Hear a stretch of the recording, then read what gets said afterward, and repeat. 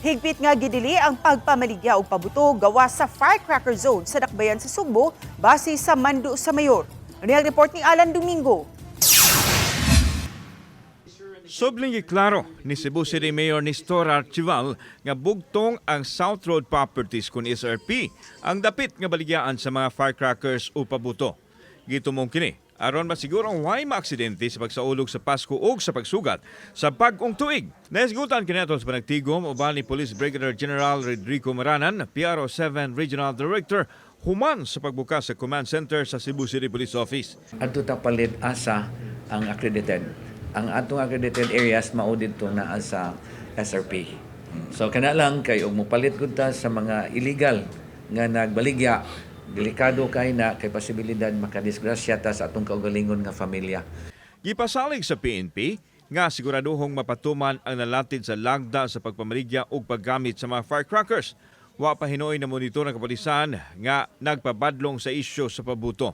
Bumili lang po tayo sa mga reputable stores at yung gamitin natin ay yung mga allowed lang ng batas na Republic Act 7183. Huwag natin tangkilikin yung mga illegally manufactured firecrackers and fireworks sapagkat ito'y magdudulot po ng aksidente. Samtang inanay nang midag sa ama na malitog pabuto sa SRP, kay matod nila na anda na nila kini basta magmatngon lang.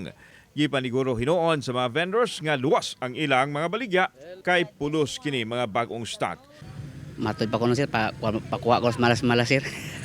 Kuha na sir, mga fireworks na sir, bingala sir ba? Lingaw-lingaw ba?